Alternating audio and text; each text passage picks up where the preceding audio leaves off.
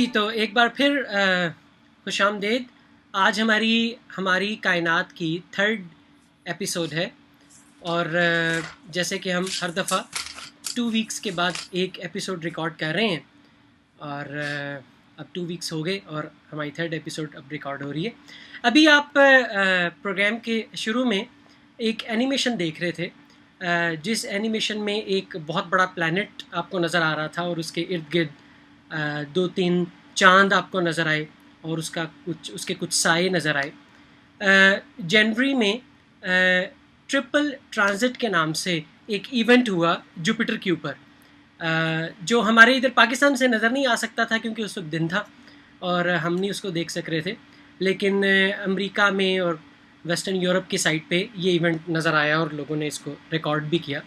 तो आज हम इसी इवेंट के हवाले से डॉक्टर सलमान से पूछेंगे। एक और वजह भी है कि आजकल जुपिटर तकरीबन सारी रात नज़र आ रहा है और आप लोग अपनी बाइनोकुलर से, छोटी टेलीस्कोप से, बड़ी टेलीस्कोप से जुपिटर को डायरेक्ट देख भी सकते हैं। इसी हवाले से हम बात करेंगे डॉक्टर सलमान से। अस्सलाम वालेकुम डॉक्टर साहब। अस्सलाम वालेकुम। कैसे हैं आप? खैरियत से हैं? बिल्कुल खैरियत से। तो डॉक्टर सलमान, ये ट्रिपल ट्रांजिट जो है ये जुपिटर पे हुआ, पहले तो ये बताइए कि ये क्या चीज़ है और ये इतना स्पेशल इवेंट क्यों है? तो ये जो ट्रिपल ट्रांजिट है ये एक तरह से एक सिंपल वो जो लफ्ज़ हैं उसके हिसाब से ये है कि जो चांद हैं जुपिटर के, और ये जुपिटर के बहुत सारे चांद हैं। अच्छा। तकरीबन आखिरी काउंट तक जो मैंने देखे थे वो तकरीबन 62 तो थे। अच्छा। ठीक है, लेकिन उसमें से जो 4 चांद हैं जो सबसे बड़े जुपिटर के, और उनकी अक्सर हम बात करते हैं, उनको हम गैलीलियन सैटेलाइट्स भी कहते हैं, और अभी हम उसकी बात करेंगे कि क्यों और उसकी हिस्ट्री में इंपॉर्टेंस क्या है और ये वो। ठीक है।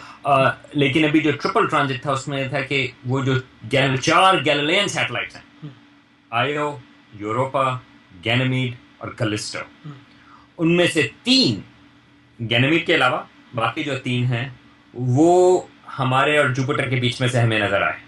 तो जब हम यहाँ से तस्वीरें ले रहे थे, और हबल स्पेस टेलीस्कोप ने जो एनिमेशन है वो हबल स्पेस टेलीस्कोप की है, वो आप देख सकते हैं कि किस तरह से वो चांद जो हैं वो जुपिटर के ऊपर हमें नजर आ रहे हैं, हमारे और जुपिटर के बीच में।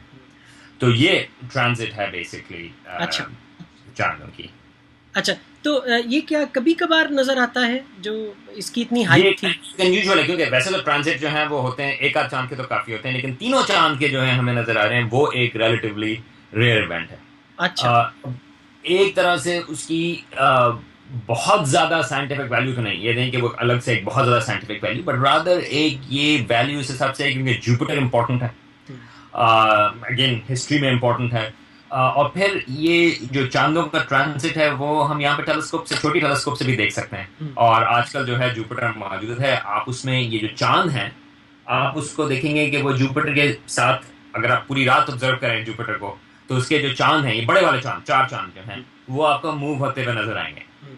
और तो उस हिसाब से ये एक जबरदस्त चीज है कि आप इतनी दूर से एक आप टेलीस्कोप से आप चीजें जो आप नेकेड आई से नहीं देख सकते वो आपको वहां पर नजर आ रही हैं। और फिर वो जो 3 उसके चांद हैं वो आपको जुपिटर के ऊपर नजर आते हैं। आई मीन वैसे बगैर टेलीस्कोप के तो वो खाली एक सितारा से ही नजर आता है, लेकिन टेलीस्कोप के साथ आपको छोटा सा आपको एक डिस्क नजर आएगी। तो बेसिकली वो 3 जो हैं वो उसके ऊपर जुपिटर के ऊपर नजर आएंगे। That's why it's important, that's why it's इतना अच्छा लगता है। अभी आपने कहा कि ये गैलीलियन मून्स कहलाते हैं। एमेचर एस्ट्रोनॉमी में जो पहली चीज़ें डिस्कस की जाती हैं नए लोगों के साथ, वो ये ज़रूर डिस्कस किया जाता है क्योंकि छोटी टेलीस्कोप से जुपिटर बहुत अच्छा नज़र आता है, और पहली बार जब कोई जुपिटर को देखता है और 4 चांद देखता है तो बहुत सारे वाओज और बहुत सारी एक्सक्लेमेशंस उसके मुंह से निकलती हैं। तो ये बताएं कि ये इतना स्पेशल क्यों है? एक तो देखने में बड़ा खूबसूरत लगता है, लेकिन इसका हिस्टोरिकल बैकग्राउंड भी कोई है, और वो क्या है? हाँ, तो अगर हम देखते हैं कि अभी हम इसको वाव कहते हैं कि हम टेलीस्कोप में से जुपिटर देखा और उसके साथ उसके चांद नजर आने का, वाव उसको चांद नजर आ रहे हैं। तो आप इमेजिन करें कि अगर किसी ने दुनिया की हिस्ट्री में कभी ये देखा ही ना हो, किसी को ये पता ही ना हो कि इस किस्म के चांद मौजूद हैं, और उस लिहाज से पहली दफा ये देखना आप उसकी तारीख में उसकी आप एक इम्पोर्टेंस आप इमेजिन कर सकते हैं। तो हिस्टोरिकली इसका जो लिंक है, एक तो यह है कि टेलीस्कोप आसमान के ऊपर की, तो गैलीलियो 1609 में गैलीलियो टेलीस्कोप उसने बनाई। अच्छा, गैलीलियो ने टेलीस्कोप इन्वेंट नहीं की थी। बहुत सारे लोगों का ख्याल है कि गैलीलियो जो था उसने पहला बंदा था जिसने टेलीस्कोप बनाई थी। एक्चुअली नहीं, टेलीस्कोप पहले मौजूद थी और उसको एक आध साल ही हुआ था, और गैलीलियो को पता चला कि इसको स्पाई ग्लास कहते थे वो, कि एक वहाँ पे डच मर्चेंट है, ये डच ओरिजिनली जो है वो हॉलैंड या नीदरलैंड को कह रहे हैं, उन्होंने वो बनाई थी, एक वहाँ के बंदे ने। इसको पता चला कि वो इस तरह की टेलीस्कोप है जो चीज़ों को बड़ा करती है। तो गैलीलियो ने एक्चुअली वो टेलीस्कोप हासिल की और फिर उसको उसने इम्प्रूव किया, और सबसे पहले उसने जो है आसमान की तरफ टेलीस्कोप को पॉइंट किया। तो गैलीलियो की जो कंट्रीब्यूशन है उस हिसाब से वो टेलीस्कोप इन्वेंट करने में नहीं, बल्कि टेलीस्कोप को आसमान की तरफ पॉइंट करने में। अच्छा, उससे गैलीलियो से तकरीबन कोई 50 साल पहले, 60 साल पहले कोपर्निकस ने ये आइडिया दिया था कि जमीन जो है वो सूरज के गिर्द घूम रही है। और ये आइडिया जो है उस वक्त तक बहुत सारे लोगों ने, जो आप समझेंगे, जो वहाँ के जो लोग इस किस्म की चीज़ों के बारे में सोचते हैं, साइंसदान एक तरह से, हालांकि उस जमाने में साइंसदान की टर्म तो नहीं थी, लेकिन एक तरह से जो साइंसदान के लोग हैं, अच्छा, कुछ लोगों ने समझना शुरू कर दिया था, लेकिन उसका प्रूफ नहीं था। क्योंकि उससे पहले ये ख्याल था कि ज़मीन जो है वो बीच में है, यूनिवर्स कायनात के बीच में, और सारी चीज़ें जो हैं वो ज़मीन के गिर्द घूमती हैं। तो ये ख्याल ही नहीं था कि कोई चीज़ जो है वो किसी और चीज़ के गिर्द भी घूम रही होगी, ज़मीन बिल्कुल बीच में। तो जब गैलीलियो ने, और एक और आइडिया ये भी था कि जब आप के दो फर्क हैं, ज़मीन जो है वहाँ पे सारी खराबियाँ हैं, ये एक रिलीजियस कॉनोटेशन के हिसाब से भी था कि ज़मीन में जो है वो खराबियाँ हैं, मगर चांद से आगे का जो इलाका है, चांद और चांद से आगे का इलाका, वो परफेक्ट है।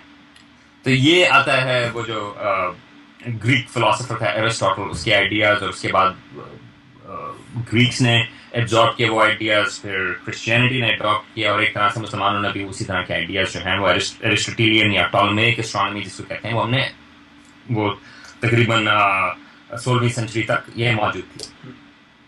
तो जब गैलीलियो ने टेलीस्कोप ऊपर की तरफ पॉइंट की, तो उसको एक चीज़ तो नजर आई कि चांद के ऊपर जो है वो स्मूथ होने चाहिए थे, लेकिन चांद के ऊपर खड्डे नजर आए, ठीक है, जिसको आप हम कहते हैं कि वो क्रेटर्स हैं, मगर वो तो थोड़े बहुत फिर भी नजर आते थे। उसने सूरज की तरफ पॉइंट किया तो उसमें सनस्पॉट्स नजर आए। उसने कहा सूरज जो है वो तो एक तरह से परफेक्ट चीज थी, सूरज तो हमें सारी जिंदगी भी देता है, लेकिन उसके ऊपर वो जो सनस्पॉट्स नजर आ रहे हैं, अच्छा, कहा कि हेवंस जो हैं उस हिसाब से वो परफेक्ट नहीं। लेकिन जो सबसे बड़ी चीज थी उसमें वो ये थी कि जब उसने जुपिटर की तरफ टेलीस्कोप की तो उसको ये चार सितारे नजर आए जुपिटर के बराबर में, और उसने पूरी रात को ऑब्जर्व किए, 2 रातों को ऑब्जर्व किए, और उसने देखा कि वो आहिस्ता आहिस्ता मूव कर रहे हैं, पोजीशंस जो हैं चेंज कर रहे हैं। और 2 रातों के बाद, और इनफैक्ट अभी मैं एक लेक्चर में गया था 2 हफ्ते पहले, वहाँ पे एक हिस्टोरियन है और उन्होंने गैलीलियो की नोटबुक्स देखी हैं, और उन्होंने पिन पॉइंट किया है उस वक्त गैलीलियो जुपिटर की पोजीशन और उनके चांदों की पोजीशन, और जुपिटर और जो गैलीलियो के नोट्स हैं उस हिसाब से उन्होंने ये पिन पॉइंट किया है कि क्या वक्त था, अच्छा, कौन सा दिन था, अच्छा, अच्छा, जिस वक्त पहली दफा गैलीलियो को ये पता चला, ये उसने अखज़ किया कि ये चांद जो हैं वो जुपिटर के गिर्द घूम रहे हैं। ठीक है, तो ये एक पर्टिकुलर डिस्कवरी है, ठीक है। अच्छा, सोचेंगे अब तक आपका ख्याल है कि सारी चीजें जो है वो जमीन के गिर्द घूमती हैं, या जमीन इंपॉर्टेंट है, या चले अगर गैलीलियो के ख्याल में ये भी था, उसने कोपर्निकस की बात उसने माननी शुरू कर दी थी कि सूरज बीच में, लेकिन अचानक से ये पहली दफा पता चलना कि इन चीजों को छोड़ दें, जमीन और सूरज को छोड़ दें, ये एक जुपिटर जो एक सैयारा है उसके गिर्द चीजें घूम रही हैं, हम हमारे गिर्द नहीं घूम रही, सूरज के गिर्द नहीं घूम रही, बल्कि ये जो एक छोटा सा सैयारा हमें नजर आ रहा है आसमान पे, उसके गिर्द उसके अपने सितारे हैं। एक तरह से उसको नहीं पता था कि चांद है, बाद में उसको पता चला। तो ये एक लिहाज से इंपॉर्टेंट चीज थी कि पहली दफा एक सॉलिड एक एविडेंस है कि चीजें जो है वो सारी जमीन के गिर्द नहीं घूमती। ये डेफिनेटली चाहे जमीन बीच हो या ना हो, इसको भी छोड़ना, हमें ये पता है कि कम अज कम जुपिटर के गिर्द उसकी अपने चांद हैं जो उसके गिर्द घूम रहे हैं। ठीक है। और ये जो 4 बड़े चांद हैं, और ये चीज जो है ये आप किसी छोटी टेलीस्कोप से आज भी कर सकते हैं। तो ये एक एमेचर एस्ट्रोनॉमी के लिहाज से ये चीज है कि आप गैलीलियो की जो डिस्कवरी आप उसको इमेजिन करें। आई मीन हम ये देख सकते हैं, हम चांदों को मूव करते हुए देखते हैं, लेकिन आप इमेजिन करें कि अगर आज तक जमीन की हिस्ट्री में किसी इंसान ने आज तक वैसी चीज नहीं देखी थी, ये आपको एक एक्साइटिंग चीज है। तो उनको हम जो 4 चांद हैं बड़े, गैलीलियो ने तो उनका नाम कुछ और दिया था, वो इसकी वजह थी क्योंकि उसकी जो तनख्वाह थी वो मेडिची खानदान है इटली का, वो उसको देता था। तो उसने जो है उन चांदों के नाम जो मेडिची जो उसके पेट्रन थे उनके बच्चों के नाम कर दिया। लेकिन अगर आप एक और हिसाब से देखें तो किसकी बातें आपको याद होती हैं?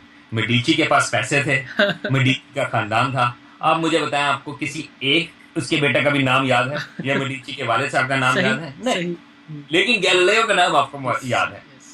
तो आज जो हम उन चांदों को कहते हैं वो गैलीलियन मून्स कहते हैं, जो 4 बड़े चांद हैं। और हर चांद जो है वो अपनी एक खसूसियत रखता है और बड़ी इंपॉर्टेंस रखता है। अच्छा, ये बताएं, एक सवाल जो अक्सर जहन में आता है कि हमारे निज़ाम शमसी में 8 या 9 सैयारे हैं, तो जुपिटर सबसे बड़ा है सूरज के बाद। क्या वजह है कि जुपिटर साइज में इतना बड़ा होता चला गया और सैयारे जुपिटर की तरह बड़े नहीं हुए, ज़मीन जुपिटर की तरह बड़ी नहीं हुई? हाँ, ये बड़ा अच्छा सवाल है। और वो एक तरह की चीज़ होती है कि हमें अपना सोलर सिस्टम जो है वो ज़्यादा समझ में आता है बजाय कि जो बाकी सोलर सिस्टम हैं। ठीक है। तो जिस तरह हमने पहले बात की थी, जो दूसरे निज़ाम शमसी हैं, वो एक्स्ट्रा सोलर प्लैनेट्स की पिछली हमारी कायनात में, जब वो हमें दूसरे निज़ाम शमसी जो है वो तकरीबन 20 साल हुए हैं मिलना शुरू हुए हैं। अच्छा। उससे पहले तक खाली हमारा अपना सोलर सिस्टम था जिसके बारे में पता था। और एस्ट्रोनॉमर्स ने बड़ी अच्छी थियोरी बताई थी कि हमारा सोलर सिस्टम बना कैसे। और जब हम वो थ्योरी की बात करते हैं उसमें ये शामिल है कि जुपिटर का साइज क्यों इतना बड़ा है। तो एक बड़ा सारा सवाल है, अगर आपने कोई थ्योरी बनानी है तो पहले आपने देखना है कि आप क्या चीज़ एक्सप्लेन कर रहे हैं, ताकि वो थ्योरी जो है वो चीज़ एक्सप्लेन करें। तो जब हम अपने सोलर सिस्टम को देखते हैं तो उसमें जो करीबी सैयारे हैं, मरकरी, वीनस, अर्थ और मार्स, वो छोटे साइज में और वो रॉकी हैं। ठीक है, जो मटेरियल जिनका बना हुआ है वो सॉलिड है। ठीक है। फिर एक एस्टेरॉयड बेल्ट है और उसके बाद जुपिटर, सैटर्न, यूरेनस और नेपच्यून। ठीक है। और ये सारे के सारे जो हैं वो बड़े प्लैनेट्स हैं और गैसियस प्लैनेट्स हैं। वो सॉलिड नहीं है बल्कि वो गैस हैं और वो बड़े नहीं हैं, तो उनको हम कहते हैं गैस जायंट्स। तो छोटे वाले प्लैनेट्स हैं उनको कहते हैं रॉकी प्लैनेट्स। और बाय द वे यही वजह है कि, और उसके बाद अगर आप नवा प्लैनेट लें, वो प्लूटो, वो छोटा है मगर वो रॉक और आइस का बना हुआ है। तो ये वजह थी डिबेट की कि प्लूटो जो है वो हमारी इस थ्योरी में फिट नहीं होता। और इस वजह है कि उसको जो बहुत सारे लोग आर्ग्यू करते हैं कि उसको हम प्लैनेट ना कहें, वो उसकी वजह है। लेकिन खैर उसकी बात हम बाद में करेंगे, क्योंकि अभी एक मिशन है जो प्लूटो पहुंचने वाला है, तो हम जून जुलाई में हम उसकी बात करेंगे। अच्छा। तो जुपिटर क्यों बड़ा? तो उस थ्योरी के हिसाब से आइडिया ये है जिसको हम कहते हैं कि स्टेलर कोलैप्स थ्योरी या गैस क्लाउड कोलैप्स थ्योरी, कि जो आपका एक बड़ा सारा गैस क्लाउड था, सारे जो सितारे हैं वो उसी तरह गैस क्लाउड में फॉर्म होते हैं। हमारा अपना सूरज भी जो है वो उसी तरह गैस क्लाउड में फॉर्म हुआ और वो कोलैप्स करता है। अब जब वो कोलैप्स करता है तो वो एक डिस्क बनाता है, उसके बीच में सूरज बन जाता है, मगर जो सैयारे हैं वो जो डिस्क मटेरियल है उसमें से वो सैयारे बनते हैं। अब जो छोटे वाले सैयारे, मरकरी, वीनस, अर्थ, मार्स, जो रॉकी मटेरियल है वो बहुत थोड़ा है यूनिवर्स में। ठीक है, जो सिलिकेट्स हैं वो इतने ज्यादा मौजूद नहीं और वो सॉलिड है, तो वो सूरज की गर्मी जो है वो थोड़ी सी बर्दाश्त कर सके। तो इस वजह से छोटे प्लैनेट्स सूरज के करीब फॉर्म होते हैं। अच्छा। और वो छोटे इसलिए होते हैं क्योंकि वो मटेरियल इतना ज्यादा मौजूद नहीं। लेकिन अगर गैस से बनना चाहेंगे वो हाइड्रोजन, हीलियम, जिससे जुपिटर बना हुआ है, तो जुपिटर की बात अभी 1 मिनट में करते हैं। लेकिन अगर आप जमीन को गैस से बनाना चाहेंगे, असल ये है कि वो सूरज की गर्मी की वजह से वो गैस इवेपोरेट हो जाएगी। ठीक है। बैठ नहीं सकती यहाँ। इस वजह से हमारी थ्योरी के हिसाब से ये है कि करीबी प्लैनेट जो हैं वो सॉलिड होंगे, मगर सॉलिड मटेरियल क्योंकि इतना ज़्यादा मौजूद नहीं इसलिए वो छोटे होंगे। लेकिन अगर आप बाहर की तरफ जाएंगे सोलर सिस्टम में, तो जहाँ पे जुपिटर है वहाँ पे इतनी ठंड है, सूरज से वो काफ़ी दूर है, कि वहाँ पे आप गैसेस को मिला सकते हैं, वो इवेपोरेट नहीं होंगी।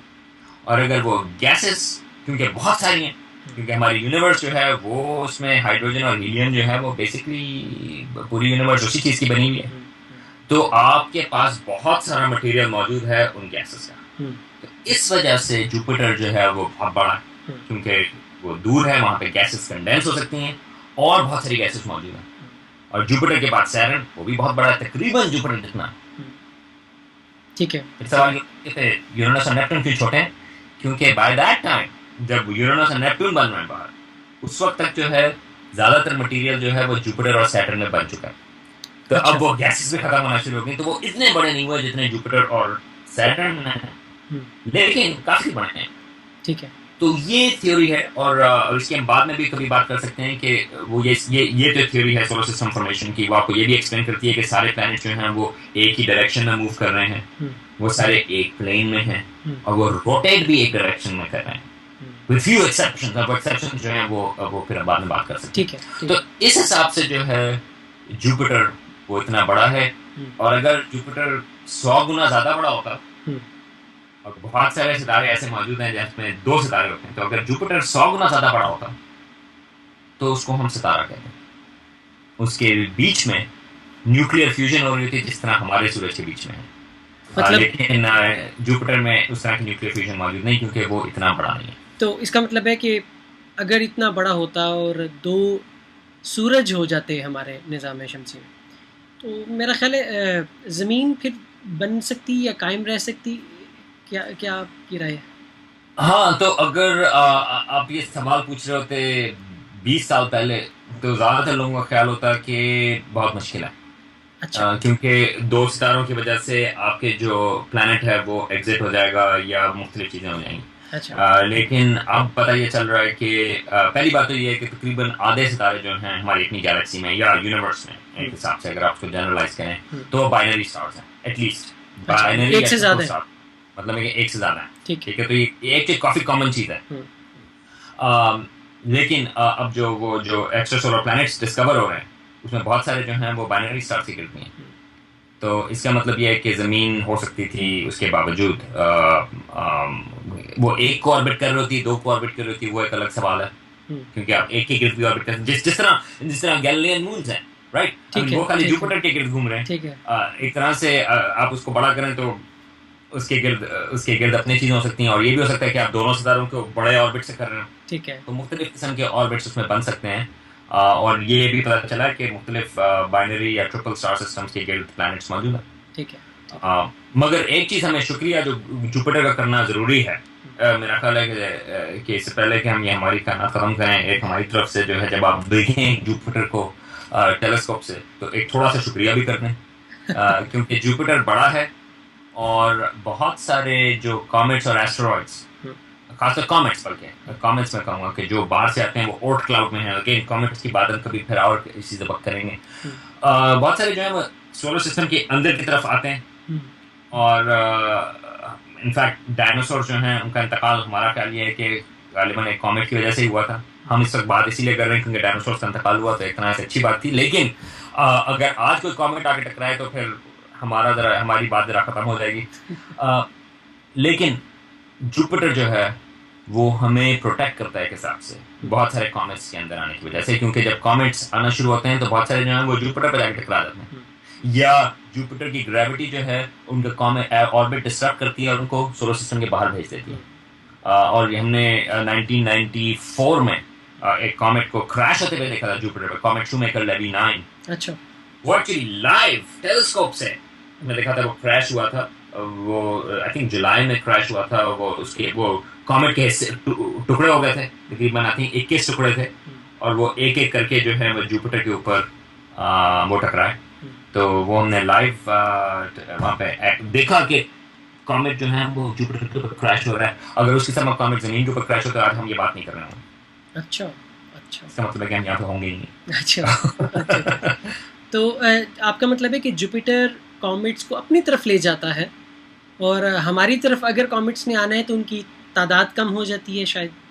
बिल्कुल, तो हमारी तादाद कम हो जाती है, और कुछ जो है वो अपनी तरफ हो जाता है, और कुछ को उनकी इसकी ग्रेविटी जो है वो डिस्टर्ब कर देती है, तो वो सोलर सिस्टम के बाहर चले जाते हैं। अच्छा।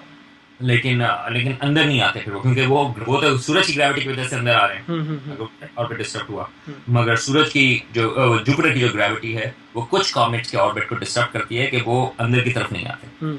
तो एक लिहाज से वो एक इम्पोर्टेंस है। और कुछ लोग स्पेकुलेट करते हैं कि अगर आपको जिंदगी तलाश करनी है और सैयारों के गिर्द, तो आपको ऐसा सोलर सिस्टम तलाश करना है जिसमें जुपिटर जैसा प्लैनेट जो है वो मौजूद हो। अच्छा। वरना जो है बहुत सारे कॉमेट्स जो है वो अंदर अच्छा। आके वो टकराएंगे। अच्छा। वो सही है या नहीं पता नहीं, लेकिन ये आइडिया जो है वो इस वजह से है क्योंकि जुपिटर कम से कम हमें महफूज रखता है थोड़ा सा। बिल्कुल ठीक है। नॉट 100%, क्योंकि जुपिटर जो है वो हर वक्त ऐसी अलाइनमेंट नहीं है, लेकिन रिलेटिवली बिल्कुल ठीक। अच्छा, एक और चीज़ बताइए, आखिरी मैं बात आपसे पूछना ये चाह रहा हूँ, कुछ मिनट रह गए हमारे। मुझे ये बताइए कि जब हम बाइनोकुलर से या छोटी 3 इंच की टेलीस्कोप से अगर जुपिटर को देखें तो हमें उसके ऊपर उसके बड़े बैंड्स नज़र आते हैं, और बड़ी टेलीस्कोप से देखें तो कलर्ड बैंड्स नज़र आना शुरू हो जाते हैं। तो 6 इंच की 8 इंच की टेलीस्कोप से उसके ऊपर एक धब्बा सा नज़र आता है जिसे ग्रेट रेड स्पॉट कहते हैं। तो वो धब्बा क्या है? वो क्या साफ सुथरा प्लैनेट नहीं है, या वो क्या चीज़ है? मैं यही बात है ना कि वो जो बात कर रहे थे कि वो परफेक्शन की वजह से परफेक्शन नहीं बल्कि धब्बे नजर आते हैं, और धब्बे बड़े खूबसूरत है। अच्छा अच्छा। वो तिल जो है वो बड़ा खूबसूरत है। तो ये जो ग्रेट रेड स्पॉट है, सो जुपिटर जो गैसियस प्लैनेट है, जिस नाम से बात की उस पर गैसेस हैं, और वो जो बैंड्स भी हैं वो मुख्तलिफ किस्म के, उसमें जो कॉम्पोजिशन है, जो वहाँ पे रिएक्शन हो रहे हैं, मुख्तलिफ किस्म की गैसेस हैं, वो बता रही। रेड स्पॉट जो है वो एक तरह का हरिकेन है, बहुत ही बड़ा सारा तूफान, ठीक है, यानी कि एक डिप्रेशन। जो तूफान जमीन के ऊपर भी आते हैं वो प्रेशर चेंज की वजह से आते हैं। तो जब टॉर्नेडो फॉर्म होते हैं या हरिकेन फॉर्म होते हैं, तो hurricane is the right example, क्योंकि वो उसको हरिकेन कहते हैं जो यहाँ पे अटलांटिक ओशन में मोस्टली फॉर्म होते हैं और अमेरिका अक्सर आके टकराते हैं। तो वो जो बड़े सारे, अगर आप उसकी सैटेलाइट से तस्वीरें देखें ऊपर से, आपको उसमें नजर आएगा कि वो थोड़ा सा उसमें डिप्रेशन होता है बीच में, और उसके गिर्द जो है वो बादल यूं आपको नजर आ रहे होते हैं। अच्छा, अगर आप उसके, और वो जो उनकी जो साइज है वो 100 मील हरिकेन की हो सकती है, वो बड़ा साइज। तो एक तरह से वो जो जुपिटर का ग्रेट रेड स्पॉट है वो एक तूफान है। अच्छा। लेकिन वो ऐसा तूफान है जो पिछले कम से कम, हमें जिस तरह से पता है कि कम से कम 400 साल से वो एग्जिस्ट कर रहा है। अच्छा। 400 साल तो वो मुद्दत है जब से दूरबीन टेलीस्कोप हमारे पास मौजूद है, हमने उसको जुपिटर को देखना शुरू किया है, वो मौजूद है वहां पे। अच्छा, छोटे और स्टॉर्म्स हैं जुपिटर के ऊपर भी जो गायब हो जाते हैं, जिस तरह जमीन के ऊपर जो है स्टॉर्म खत्म हो जाते हैं। हमें पता है सैटर्न के ऊपर इस किस्म के तूफान आते हैं, वो खत्म हो जाते हैं। नेपट्टून के ऊपर एक था ग्रेट डार्क स्पॉट, वो खत्म हो गया। अच्छा, ओके। लेकिन ये जो जुपिटर का ग्रेट रेड स्पॉट है वो स्टेबल है पिछले तकरीबन 400 साल से। तो वो एक बड़ा स्टॉर्म सिस्टम है। अगर आप उसका साइज के हिसाब लगाना चाहें तो आप उस ग्रेट रेड स्पॉट, जो बड़ा छोटा सा नजर आता है, धब्बा जिस तरह से कहा जुपिटर के ऊपर, मगर उस धब्बे के अंदर जो है आप तकरीबन 2 जमीन फिट कर सकते हैं। अच्छा। तो काफी बड़ा सा वो तूफान है, मगर वो स्टेबल है कि वो जो उसका पैटर्न है वो उसका चल रहा है, वो एग्जिस्ट करता है। जिस तरह हमारे यहाँ हरिकेन आते हैं, हरिकेन यहाँ पे चलते हैं तकरीबन 1 हफ्ता हो सकता है या 2 हफ्ते। तो आप सोचेंगे उस हिसाब से इसके बड़े उसमें कि जुपिटर का जो तूफान है वो 400 कम से कम 400 साल से मौजूद है। अच्छा। तो कब खत्म होगा पता नहीं, क्या सिस्टम है उसमें, तो वो मालूम नहीं। मगर अगर आपके पास टेलीस्कोप है बड़ी थोड़ी सी, अगर आपको वो ग्रेट रेड स्पॉट नजर आ रहा है तो आप जल्दी से देख लें, क्या पता कि अगले हफ्ते जो है ना हो। लेकिन कॉन्फिडेंस नहीं है कि इतनी जल्दी चला जाएगा, लेकिन वो उस गैसेस का एक मूवमेंट जो है वो बता रहा है, डिप्रेशन, जिस तरह से प्रेशर फॉर्म हुआ, और वो काफी अर्से से स्टेबल है। नहीं, वो जिस तरह आपने बात की, वो डेमियन पीच का मैं एक आर्टिकल पढ़ रहा था जिसमें उसने 10-15 साल से ग्रेट रेड स्पॉट का साइज देखा है कि वो ग्रेजुअली कम हो रहा है। तो अब हमें नहीं पता कि इसका मतलब है कि वो ख़त्म हो जाएगा या क्या हाँ, आगे? और हमें कोई हैरानगी नहीं होनी चाहिए इस हिसाब से कि क्योंकि गैस के पैटर्न, हैरानगी की चीज़ ये है कि वो इतने साल से मौजूद है। हाँ जी, जी। मेरा ख्याल है कि उसका गायब होना जो है वो इतनी हैरानकुन चीज़ नहीं होगी, हुँ। बल्कि इतने अर्से तक रहना जो है वो ज़्यादा हैरानकुन चीज़ है। तो वो आपकी मगर वाली बात कि मगर उसके सबसे बड़ा खूबसूरत चीज़ है। बिल्कुल, तो इसलिए टेलीस्कोप से जल्दी-जल्दी देख लेना चाहिए। हमारे इधर लाहौर में, कराची में एमेच्योर एस्ट्रोनॉमी बहुत ज़्यादा होती है, आप जानते ही हैं। और पब्लिक शोज़ बहुत ज़्यादा होते हैं, लोगों के पास टेलीस्कोप्स बहुत सारी हैं, तो वो उनको देखना चाहिए और दूसरों को दिखाना चाहिए। तो इसके साथ ही आज की एपिसोड हम ख़त्म करते हैं। और डॉक्टर सलमान हमीद को आज हमने इनके ऑफ़िस में पकड़ा है। पीछे ये ढेर सारी किताबें मुझे नज़र आ रही हैं, और बाद में मैं तसल्ली के साथ इनके नाम पढ़ूँगा और देखूँगा कोई मैंने इसमें से पढ़ी है, कौन सी नहीं पढ़ी। तो बहुत शुक्रिया डॉक्टर साहब, आपने अपनी मुसीबत में से वक्त निकाला, और आज हमारी 3rd एपिसोड कंप्लीट हुई। इंशाल्लाह ताला 2 वीक्स के बाद फिर आपको ज़हमत देंगे और आपसे किसी इंटरेस्टिंग न्यूज़ के ऊपर बात करेंगे। बहुत शुक्रिया।